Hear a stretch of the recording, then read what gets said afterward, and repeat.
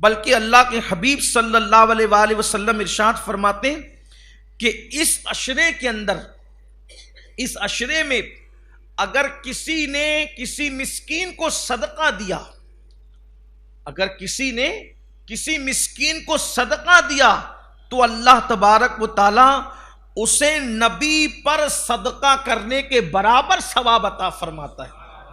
یعنی نبی پر کوئی چیز اس نے تصدق کیا، نبی پر کوئی چیز صدقہ کیا، تو نبی پر صدقہ کرنے کا جو صلہ ملتا ہے، اللہ تبارک و تعالی ان 10 دنوں میں صدقہ کرنے والے کو وہ ثواب اور وہ اجر عطا فرماتا ہے۔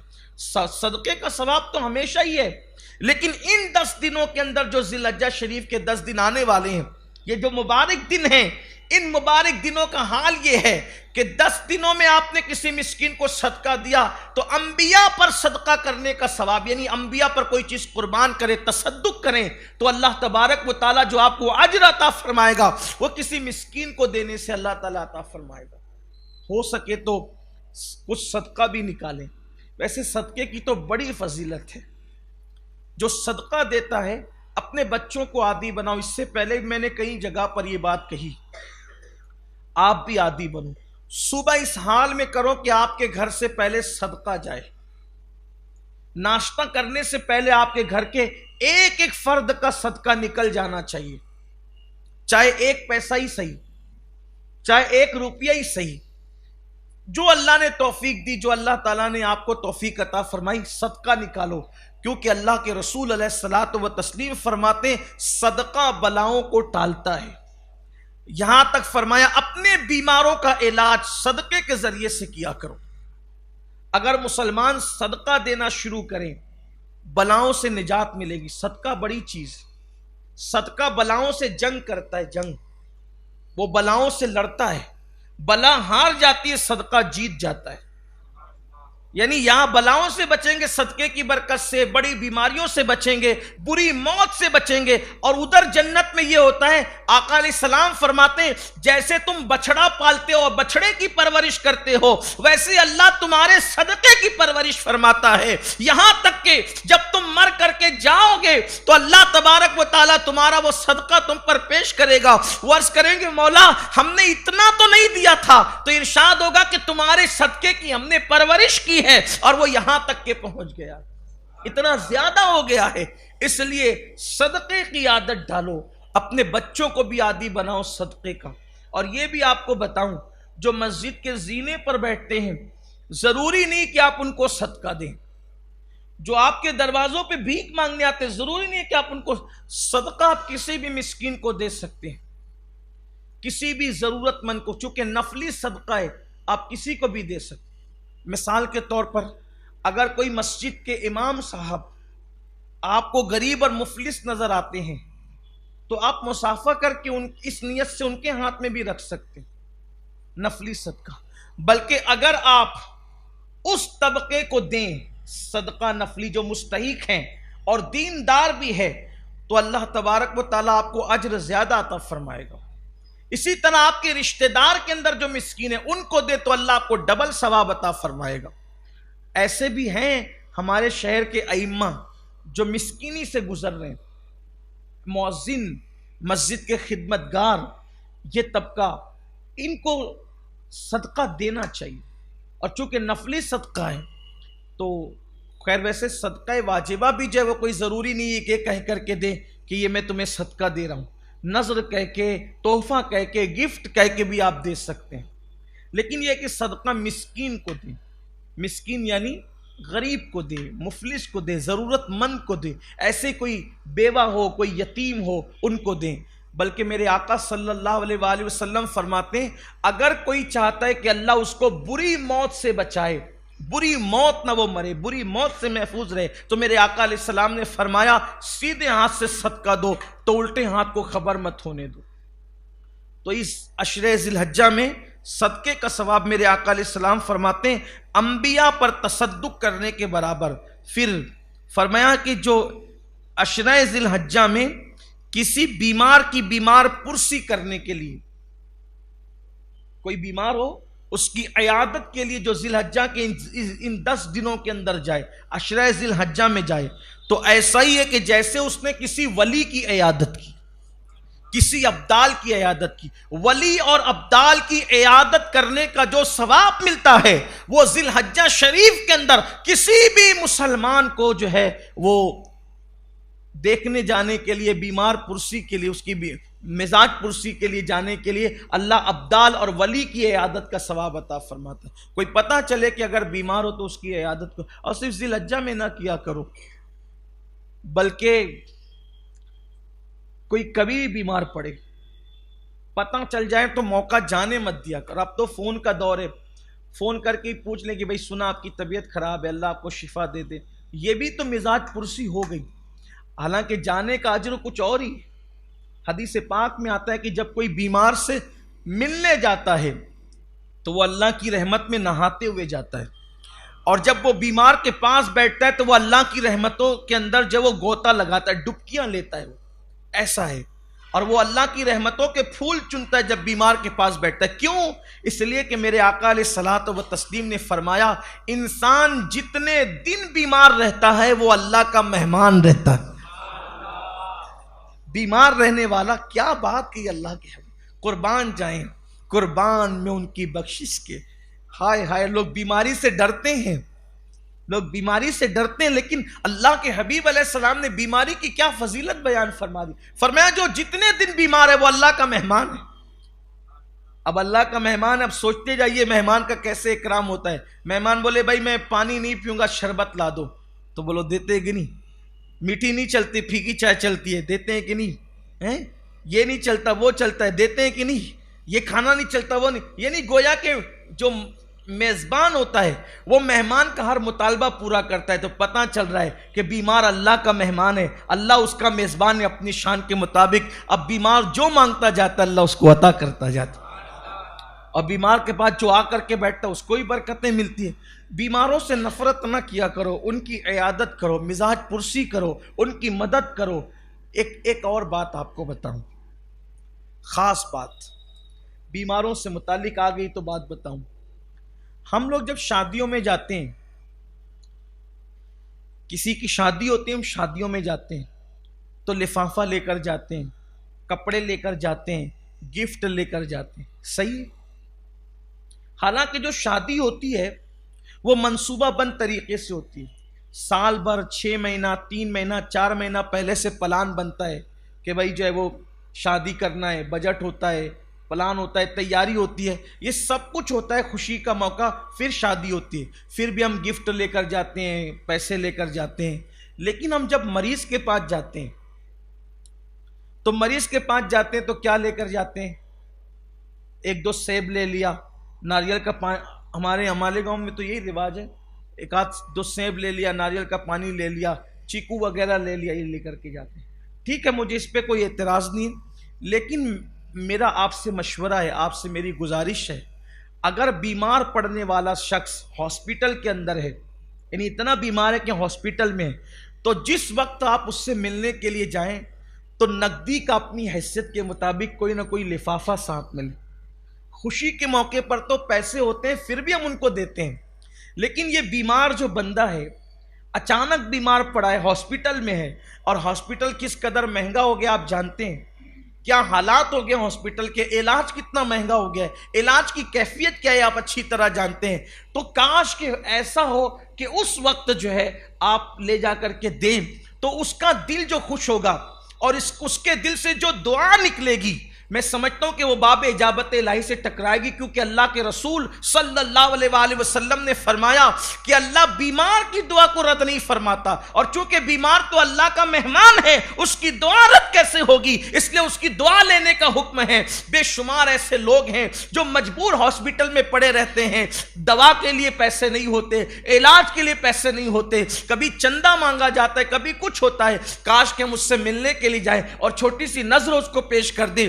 اتنی سارے خرافات میں پیسے خرچ کرتے ہیں، اگر بیماروں کو دینا شروع کر دیں تو میں سمجھتا ہوں کہ 10 لوگ اگر ملنے کے لیے چلے جائیں تو ایسا نہیں ہو سکتا کہ اس کے ہاسپٹل کے اخراجات کا بار کچھ ہلکا ہو جائے۔ یاد رکھیے، جب تک تم اللہ کے بندوں کی مدد کرتے رہو گے اللہ تمہاری مدد کرتا رہے گا۔ میں صرف ترغیب کے لیے آپ کو ایک بات بتاؤں کہ ایک مرتبہ ایسا ہی ہوا،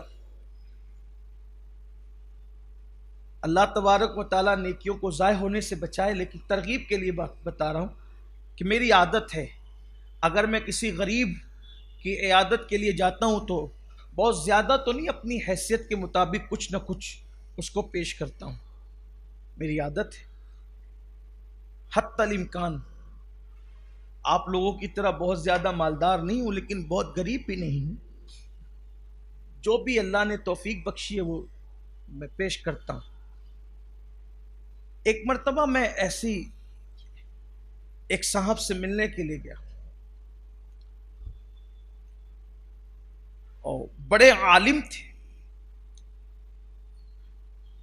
اور ان کی آمدنی کے متعلق مجھے پتا تھا کہ ان کی آمدنی اتنی کچھ نہیں ہے، وہ کل انحصار جو وہ مسجد پر ہے، کل انحصار مسجد پر، اور وہ بیمار تھے تو مسجد والوں نے جس شخص کو امامت پہ رکھا تھا تنخواہ بھی ان کو دی جا رہی تھی۔ اب آپ سمجھ سکتے ہیں کہ کیا کیفیت ہوگی۔ میں گیا تو میں نے اپنی عادت کے مطابق ان کو ان کے سرہانے ان کے تکیے کے نیچے رکھ دیا، میں نے ان کے ہاتھ میں بھی نہیں دیا، تو اس کے تکیے کے نیچے رکھ دیا، اور بعد میں ان کے گھر کے کسی فرد سے کہہ دیا کہ ان سے کہنا کہ وہ تکیے کے نیچے دیکھ لیں۔ یقین جانے آپ کہ جب ان کے ہاتھ وہ رقم لگی تو ان کے گھر کے لوگوں نے مجھے یہ بات بتائی کہ وہ روتے ہوئے گھنٹوں دعا کرتے رہے میرے لیے، گھنٹوں دعا کرتے رہے، ان کے گھر کے لوگوں نے بتایا۔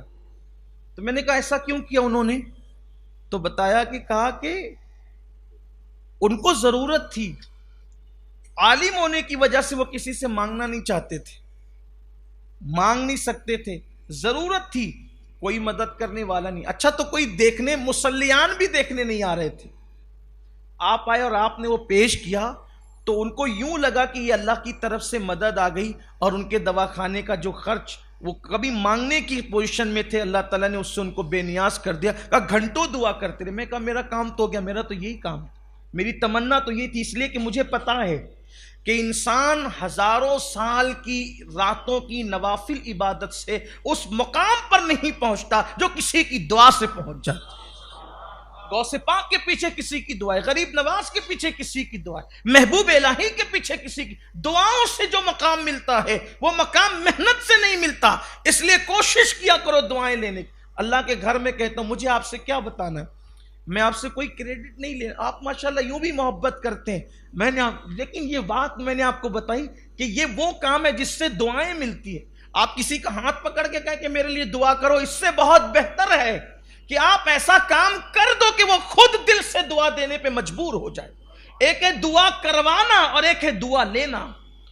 دعا کروانا اور دعا لینا، جو دعا کروائی جائے قبول ہوگی یا نہیں ہوگی اس کی کوئی گارنٹی نہیں ہے، لیکن اگر کوئی دعا لے تو وہ قبول ہی ہوتی ہے۔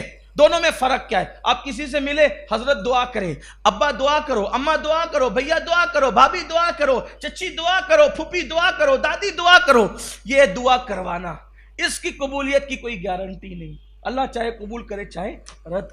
دعا لینا، آپ نے کوئی ایسا کام کر دیا کہ اس کا دل خوش ہو گیا، ہاتھ اٹھے اللہ اس کی بگڑی بنا دی، یہ وہ دعا ہے۔ دیکھو غریب نواز نے انگور کے خوشے پہ، سب پتھر مار رہے تھے، انگور کے خوشے پیش کیے، بولو اس مجذوب کے دل سے دعا نکلی کہ نہیں نکلی؟